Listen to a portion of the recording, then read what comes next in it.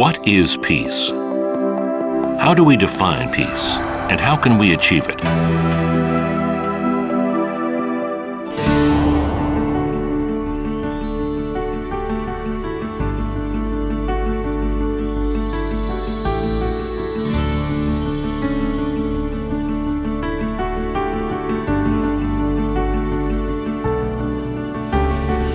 The essence of peace lies in knowing that we are all one global family that must come together in harmony.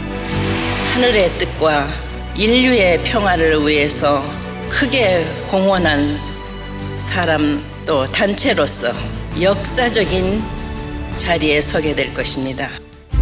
The Sunhak Peace Prize promotes sustainable human development, conflict resolution, and ecological conservation as its core mission for peace.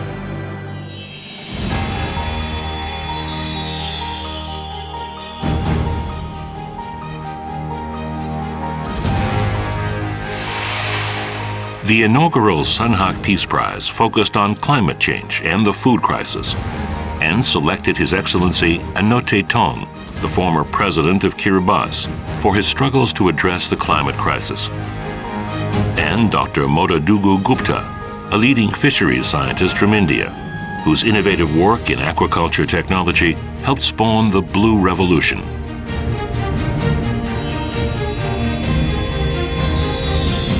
The 2017 Sunhak Peace Prize focused on the global refugee crisis. The prize was awarded to Dr. Gina Estrada, a hero who fought for the rights of refugees and war victims to receive medical care. And to Dr. Sakina Yakubi, the mother of refugee education, who proposed a fundamental solution for refugee resettlement. The 2019 Sunhak Peace Prize focused on human rights and human development in Africa.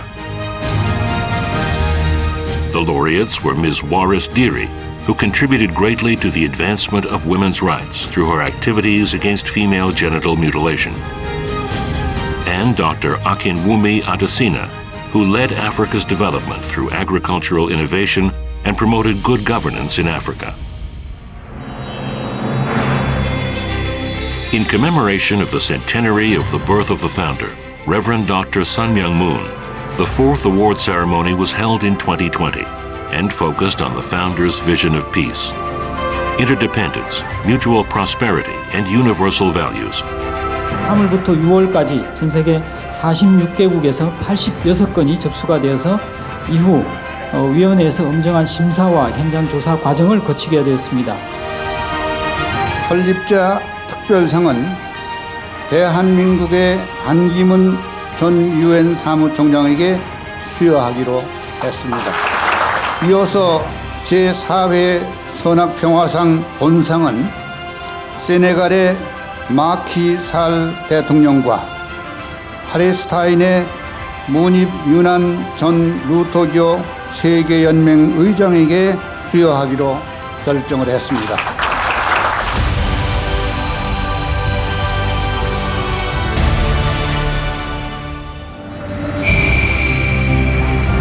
During his 10 years in office, Secretary General Ban Ki-moon led efforts toward world peace amidst new global challenges and threats.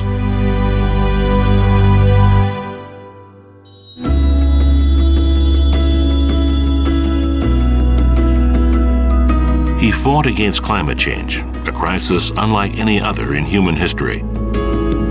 He put the brakes on the acceleration of climate change, to which the world had been helpless.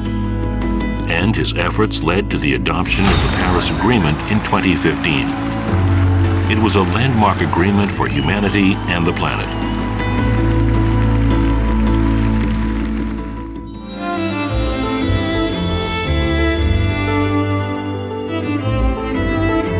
With an ambitious vision to create a world where human rights are guaranteed, Secretary General Ban Ki-moon gathered the world leaders in 2015. Under his passionate leadership and sincere love for humanity, the world leaders unanimously agreed on 17 ambitious and far-reaching goals for all humanity to lead better lives in harmony with nature.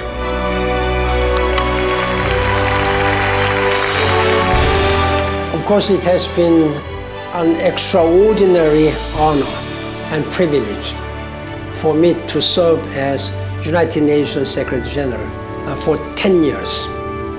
At the same time, I had been living under heavy sense of burden. How could I do better? And how could I do more to make a better world for all the people? So my role as a former Secretary General is to promote and raise awareness of global citizenship. If I know I'll be dying tomorrow, if I have even faintest strength, still I'll be trying to do what I have been doing now until the last day.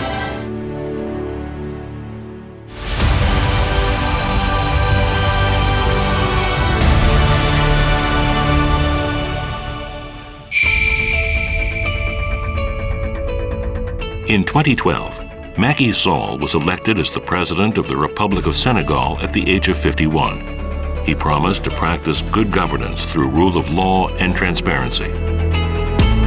He is taking on the challenges of corruption and prolonged recession.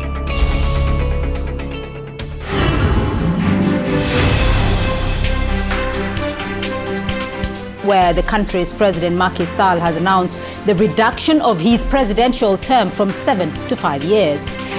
In March of 2016, Senegal held a constitutional referendum to amend the constitution to reflect a more mature democracy, accelerating Senegal's transformation.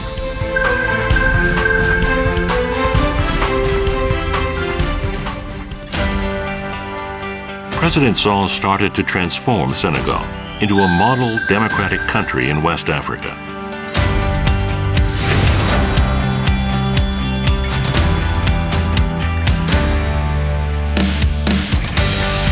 President Sall is ambitiously pursuing Plan Senegal Emergent, a project targeting economic revival, improvement in quality of life, and good governance free of corruption. His efforts are bringing remarkable economic growth.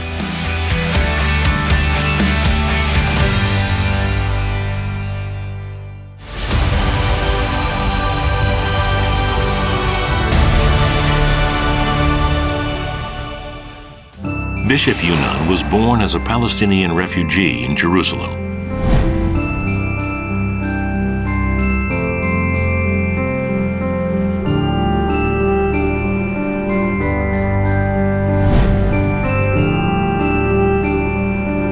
Jerusalem, the tinderbox of the Middle East. As an Arab Christian walking the path of a clergy, he dreamed of a peaceful world without religious conflict.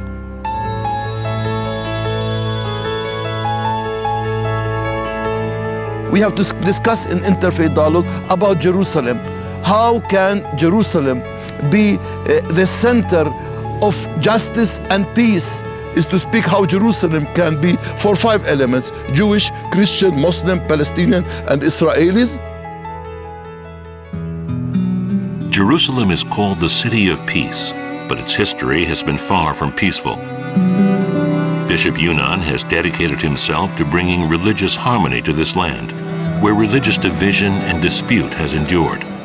And Bishop Yunan is one of the few Palestinian religious leaders who is truly respected within Jewish circles. And in 2002, amidst a lot of violence taking place here between Israelis and Palestinians, for the first time ever, the religious leaders of Christianity, Islam, and Judaism were convened together. And the key Christian personalities were Patriarch Michel Sabach, the Catholic Patriarch, and Bishop Munib Yunan, who was then Lutheran Bishop of Jerusalem. That stage then led to the creation of the Council of the Religious Institutions of the Holy Land. His commitment really kept it together and ensured through his own credibility with all the sides. We as religious people, we have always, to give a vision for peace. My identity cannot be completed, cannot be in its fullness unless it serves God and the neighbor. Bishop Yunnan continues to pray for peace in the lowliest place. The laureates of the Sunhak Peace Prize demonstrate how one person can peacefully improve the lives of millions. Peace will be realized when the barriers between nations, religions, races, cultures, and ideologies are overcome. The key to lighting the path to a new era of a peaceful civilization is a love of humanity that treats each other as members of one global family.